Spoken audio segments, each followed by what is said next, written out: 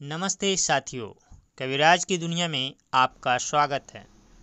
तो मैं फिर से लेकर आ गया हूँ आप सभी के बीच व्यंग्य, कटाक्ष और हास्य।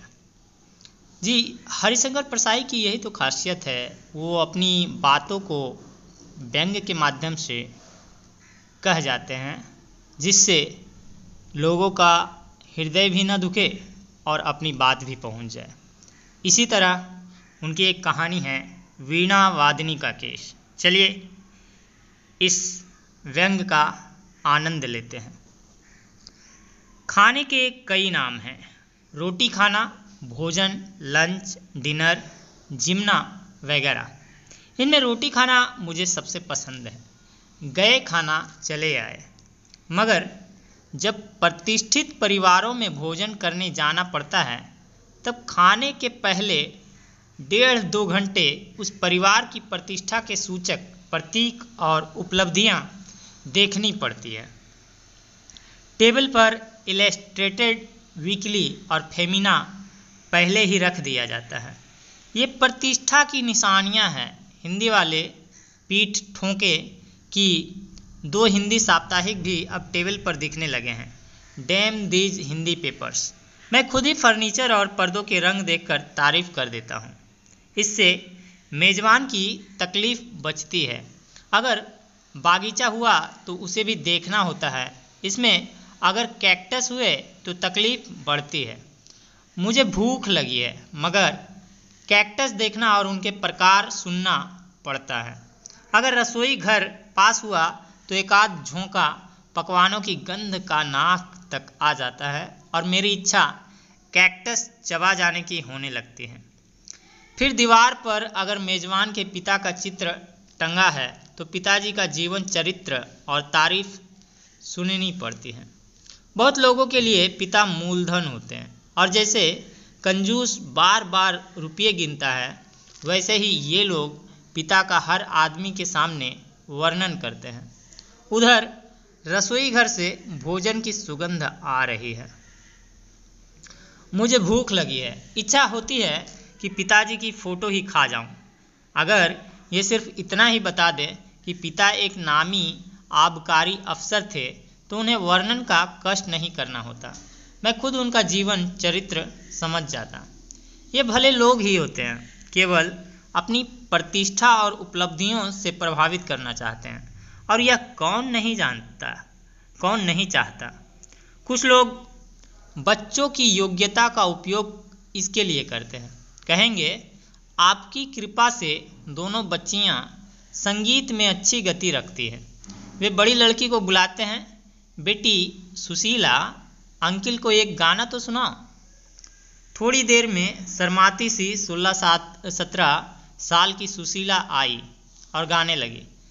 कोई परदेसी मेरा दिल ले गया, मोटी मोटी आँखियों में आंसू दे गया। परदेसी की प्रीत की पीड़ा पुरातन है। पुराने जमाने में छैला युवक दूर कहीं धंधे से या घरू काम से लंबी यात्रा पर बैलगाड़ी में या घोड़े पर निकलता था। यात्रा लंबी होती थी। रास्ते में पिता के किसी मित्र के यहाँ सुस्ताने को 1-2 रोज रुक जाता था। इस अवधि में घर की जवान लड़की से रागात्मक संबंध बन जाते थे। 2 दिन बाद वह आंखों में प्रीति भरकर विदा होता था। लड़की उसे अदृश्य होने तक दरवाज़ा पकड़े उसे देखती रहती थी। वह आश्वासन के लिए बुढ़ऊ से कह देता था, कक्का जी, लौटते में जरूर रुकूंगा। इस परदेशवा की प्रीति पर बहुत काव्य है। सबसे पीड़ादायक प्रीत उस समय के परदेशवा की होती थी। दूर रहता था, बैलगाड़ी या घोड़ा आवागमन के साधन थे। शायद जीवन में परदेशवा कभी नहीं लौटे। रेलगाड़ी और डाक चलने के बाद से परदेसी की प्रीति उतनी कष्टदायक नहीं रही। वह किसी भी रेलगाड़ी से आ सकता है, वह चिट्ठी लिख सकती है और सहेली के पते पर उसकी चिट्ठी पा सकती है। पर रेलगाड़ी वाला परदेसी ज़्यादा ठहरता नहीं है, उसका रिजर्वेशन होता है। फिर भी चंद घंटों में आंसू दे ही जाता है। इन परदेशियों में जो स्मगलिंग के काम से निकला है, वह तो भागने की जल्दी में है। कहता है, हम सवेरे वाली गाड़ी से चले जाएंगे, क्योंकि उधर गैंग इंतजार कर रहा होगा। इसका ध्यान सुंदरी पर नहीं, सोने के बिस्किट या अफीम की पेटी पर होता है। इधर एक नया परदेसी लोकप्रिय हो रहा है। यह बड़ी कंपनियों का एजेंट या प्रतिनिधि होता है। इसे पहले दर्जे का किराया मिलता है, 20-25 रुपया भत्ता मिला है। यह ठहरता होटल में है, पर ऑर्डर बुक करके समय निकाल कर अंकल जी के यहाँ हो आता है। खाना भी खा लेता है। इतनी देर में ही उसके कपड़े, व्यवहार और अटैची से असर पड़ता है। परदेसी से राग हो जाता है लड़की का। काइयाँ पिता जांचता रहता है, लड़का अच्छा है, जम जाए तो लड़की निपट जाए। वह कहता है, बेटा तुम्हारा घर है, यहीं ठहरा करो। मेरा विचार है सबसे फायदेमंद परदेसी यही है, और हर विवाह योग्य लड़की के पिता को इसे प्रोत्साहन देना चाहिए। लड़की का गीत सुनकर मुझे लगा हाल ही में कोई दवा कंपनी का प्रतिनिधि आया होगा जो कुछ नमूने की दवाएं दे गया होगा। अंकल जी को उसने गैस की गोलियां दी होंगी, तभी लड़की यह गीत गा रही है, कोई परदेसी मेरा दिल ले गया और बाबूजी की गैस मिटा गया। फिर छोटी लड़की ने गाया, दम मारो दम मिट जाए गम, बोलो सुबह शाम हरे कृष्णा हरे राम। दम की बात सुनकर मेरी भूख और भड़की। आखिर हम खाने की टेबल पर पहुँचे। मुझे ऐसे लोग भले ही लगते हैं, छोटी छोटी चीज़ों से प्रभावित करने की कोशिश करते हैं। मैं इन चीज़ों पर हंसता हूँ तो दुख भी होता है कि यह कोई अच्छी बात मैं नहीं कर रहा हूँ। इधर मुझे एक करोड़पति का भोजन करने का सौभाग्य प्राप्त हुआ। मैं भाषण देने के एक बड़े शहर में गया था। एक भले और स्नेही संपन्न सज्जन को लगा होगा कि इन्हें भोजन घर में कराया जाए। मुझे उनके इस शुभ निर्णय की जानकारी पहले नहीं थी। एक बिचौलिए मित्र से उन्होंने कह रखा था। सुबह से वे अपना वैभव दिखाने निकले। बागीचा, अतिथि गृह, बाल मंदिर वगैरह। वैभव मुझे अच्छा लगता है, सौंदर्य अच्छा लगता है, पर अगर सुंदरी ऐसा काजल लगा ले जो उसकी भौहों तक आ जाए तो कैसा लगेगा? या अनंत सौंदर्यवती सिर में चमेली का सस्ता तेल इतना डाल ले कि वह कपाल पर आ जाए तो कैसा लगेगा? या कोई सुंदरी इतनी गहरी लाल लिपस्टिक चुपड़ ले कि वह नाक तक आ जाए तो कैसा लगेगा? या सुंदरी बाथरूम का उपयोग न करके छज्जे पर खड़ी होकर मंजन करे और थूक थूक करे तो वह सौंदर्य कितना घृणास्पद होगा। सुंदर बगीचे में यदि तरह तरह के गुलाबों के बीच गदा लिए हनुमान जी की भद्दी मूर्ति खड़ी कर दें तो फूलों का क्या होगा? कोई वीणा में फूहड़ फुंदे बांध दे तो कैसा लगेगा? दिल्ली में उच्च वर्गीय स्त्रियां महंगे रेस्तरां से निकलकर मुरब्बा डलवाकर पान खाती हैं तो मेरी उधर देखने की हिम्मत नहीं होती। वह वैभव मुझे ऐसा ही लगा। 4 मंजिला विशाल इमारत, मगर फर्श और दीवार खूब गहरे रंगों से पुते, पर्दे गहरे हरे। मैं इन रंगों के बीच 2-4 दिन रहूं तो पागल हो जाऊं। मुझे वैभव सौंदर्य अच्छे लगते हैं, मगर कीमती सुंदर चित्र के फ्रेम पर मोटे मोटे अक्षरों में अपना नाम और पता लिखवा ले तो चित्र देखने में विरक्ति होती है। मुझे ऐसा लगा जैसे सुंदर कमरे में बैठा हूँ जिसके एक कोने में पिशाचिनी की मूर्ति रखी है। मगर वे भले आदमी थे, रुचि उनकी अपनी थी। पिता के बड़े भक्त थे। पिता यह लोक छोड़ चुके थे। जो पिता बंजारे से एरलोक जाने को लदने से के पहले कहे, जरा 1 मिनट लड़के को तिजोरी की चाबी दे दूं, वह पूजास्पद तो होगा ही। वे पिता के गुण बखानते थे। बीच में कुछ विशेष छूट जाता तो बिचौलिया बंधु जोड़ देता था। कहने लगे, बाबूजी बड़े सीधे और भोले थे। कोई भी उनसे कोई बहाना बनाकर रुपये ले जाता था। लोग तो उन्हें बुद्ध समझते थे, बड़े दानशील थे। मैं जानता हूँ कि मछलियों को 10 पैसे का दाना चुगाकर फिर उन्हें जाल से पकड़वाकर किस भाव बेचा जाता है। सवेरे भिखारियों को ऐसे दुबले गेहूं बांटना जिनकी हड्डी निकल आई है, और फिर अच्छे गेहूं का सौदा करना, यह भी जानता हूँ। दानशीलता, सीधापन, भोलापन असल में एक तरह का इन्वेस्टमेंट होता है। और जहाँ तक 1,00,000 2 लाख के दानों का संबंध है, सब जानते हैं कि इसमें कितना इनकम टैक्स का जाता है और गांठ का कितना सा। इतने में से नाम खुद कर अमर हो जाए तो सौदा महंगा नहीं पड़ता। कहने लगे कोई शौक नहीं था, 3-4 घंटे पूजा करते थे, रात को अलबत्ता थोड़ी देर मुनीमों के साथ ताश खेलते थे।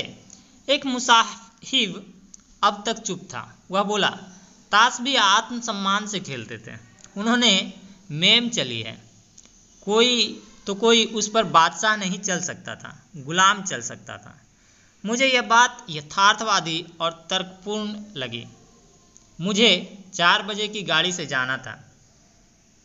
करीब 12 बजे मैंने अपने मित्र से कहा, अब खाना खा लें, थोड़ा आराम। मित्र ने कहा, भोजन तो उन्हीं के यहाँ करना है। मैंने कहा, पर उन्होंने मुझसे तो कहा नहीं। मित्र ने कहा, संकोची आदमी है, मुझे इशारा कर दिया था। हम उनके घर पहुँचे। बड़ा सा बैठक खाना, दीवारें उनके पिता के चित्रों से भरी हुई थी। उन्होंने बतलाना शुरू किया, इस मंत्री के साथ फोटो, उस नेता के साथ, शंकराचार्य के साथ दान देते हुए, गरीबों को अन्न बांटते हुए, पूजा करते हुए। ज़्यादा फोटो मंत्रियों और नेताओं के साथ थी। मैं देखता और वाह कहता। इधर घड़ी आगे बढ़ रही थी। सोफे पर बैठे तो उन्होंने अपने फोटोग्राफ का एल्बम निकाला। करीब 100 फोटो उनके देखे। मुझे भूख जोर की लगी थी। टाइम भी बहुत हो गया था। तीसरे, मैं इस बात से बहुत चिढ़ गया था कि कोई आदमी 6-7 घंटे अपनी महत्ता ही बतलाता रहे। अपने पिता, खुद और प्रॉपर्टी, इन 3 चीज़ों की तारीफ मैं 6 घंटे सुनता रहा। आखिर लगभग 1.5 बजे भोजनालय पहुँचे। सामने कोई 15 तरह के पकवान, सब में से वही फूहड़ संपन्नता टपक रही थी। हलवा और चूरमा में से घी बह रहा था। मैं तय कर नहीं पाया कि इनमें से क्या खा लूं। इतने में एक चीज़ और आई। वे कहने लगे, यह हमारे यहाँ की खास चीज़ है, बाफला। बाटी के आकार की होती है, घी में पूरी तरह सराबोर। न जाने कैसे बनाई जाती है, बेहद भारी और लीवर की जान लेने वाली। मैं इसे देखकर कांप उठा। एक बार खा चुका हूँ। भोपाल में मित्र की पत्नी ने बाफला खिलवाए। मैं चटोरेपन के कारण काफ़ी खा गया। मुझे 10:30 बजे रात की गाड़ी से जाने का था। खाना हम लोग लगभग 8:30 बजे खा चुके थे। मैंने मित्र से लगभग 9 बजे कहा, बिस्तर बांध ले, सामान समेट ले, इधर तांगा भी जल्दी नहीं मिलता। मित्र की पत्नी ने कहा, यह सब कुछ मत करिए, आप इस गाड़ी से जा नहीं सकते। मैंने पूछा, क्यों? वे बोली, क्यों का सवाल नहीं है, आप चले जाएं तो कल मैं आपको इनाम के रूप में 100 रुपयों का चेक भेजूंगी। मैंने पानी मांगा, मुंह सूख रहा था। 2 गिलास पानी पिया। थोड़ी देर बाद शरीर शिथिल सा होने लगा और मुझे लगा कि बाफला मेरी पिंडलियों में घुस रहे हैं। थोड़ी देर बाद फिर पानी पिया और लगा कि बाफला सारे शरीर में घुस गया है। आखिर मैं लुढ़क गया और सुबह नींद खुली। सोचता हूँ, राजपूत लोग मुसलमान सेनाओं से लड़ने के बदले उन्हें बाफला भेज देते कि आप हमारे मेहमान हैं, लड़ाई होती रहेगी, पहले हमारा खास पकवान खाइए। जब वे बाफला खाकर घंटे 2 घंटे में लुढ़क जाते तो जाकर उन्हें काट आते। वही बाफले दुश्मन की तरह मुझे देख रहे थे। ये वीरों या अलालों के खाने की चीज़ है। खैर, खाना शुरू हुआ। वे खाने के बारे में भी पिताजी के शौक और रुचि की बात करते रहे। कह रहे थे, पिताजी अकेले कभी भोजन नहीं करते थे, मित्रों या मुनीमों को साथ खाने को बुला लेते थे। कोई ना मिले तो सड़क से निकलते किसी भी आदमी को पकड़ लेते और उसे साथ खाने को बिठा लेते थे। ऐसी ही आदत मेरी भी है। सुनकर मेरा कौर हाथ में रखा रह गया। मैं भी शायद सड़क से पकड़ा गया आदमी हूँ जिसे इन्होंने खाने को साथ बिठा लिया है। कौर मेरा मुंह में जा नहीं रहा था, पर माँ सरस्वती प्रसन्न थी। उसने उनका पानी उतारने की तरकीब एक क्षण में बता दी। मैंने कौर मुंह में लिया और फौरन फुर्ती से उसे निकालकर थाली में डाल लिया। उन्होंने कहा, क्यों क्यों? मैंने कहा इसमें बाल। मैंने बहुत बुरा मुंह बना लिया। वे बोले बाल? बाल कैसे हो सकता है? हमारे यहाँ तो 2 महाराज रोटी बनाते हैं। मैंने कहा छोड़िए, मेरा भोजन पूरा हो चुका था, मैं आगे खा नहीं सकूंगा खाऊंगा तो उल्टी हो जाएगी। तहलका मच गया। सब ने खाना बंद कर दिया। फोटोग्राफर को अब उनकी फ़ोटो लेना था। उन्होंने सोचा होगा पत्नी यह सोचकर कि मेहमान आ रहे हैं, नहाने के बाद सीधे शायद रसोई घर चली गई हो, या देखने कि अच्छा खाना बन रहा है कि नहीं। महाराज लोग तो घुटी चांद के थे। ज्यों ही उनके दिमाग में यह बात चमकी, वे बहुत शर्मिंदा और दीन हो गए। पानी उतर गया। सोचते होंगे मेहमान समझ गए होंगे कि मेरी पत्नी फूहड़ है जो खाने में बाल गिरा देती है। वे भिखारी की तरह दीन हो गए, बार बार माफ़ी मांगने लगे। उस समय मुझे लगा कि इस 4 मंजिला इमारत का मालिक मैं हूँ और मैं इन्हें सड़क से पकड़कर खाने को ले आया हूँ। खाना फिर सबने बंद कर दिया। बाफलों की आंखें निकल आई थी और वे एक आंख दबाकर काइयाँ इशारा कर रहे थे। हाथ धोकर वे छज्जे पर गए। मैं सुन रहा था, इतने बड़े आदमी के सामने नाक कटा दी खानदान की। पर मैं भगवान की कसम खाकर कहती हूँ कि रसोई में गई ही नहीं। अब उन्हें जल्दी थी मुझसे पिंड छुड़ाने की। जल्दी पान खिलाया और ड्राइवर से मित्र के घर पहुँचवा दिया। घर में मित्र ने पूछा, क्या सचमुच खाने में बाल था? मैंने कहा नहीं, औरत का बाल नहीं था, वीणा वादनी माँ सरस्वती का बाल था। यहाँ तक सुनने के लिए आप सभी का धन्यवाद। व्यंग्य कैसा लगा ज़रूर कमेंट में बताएं।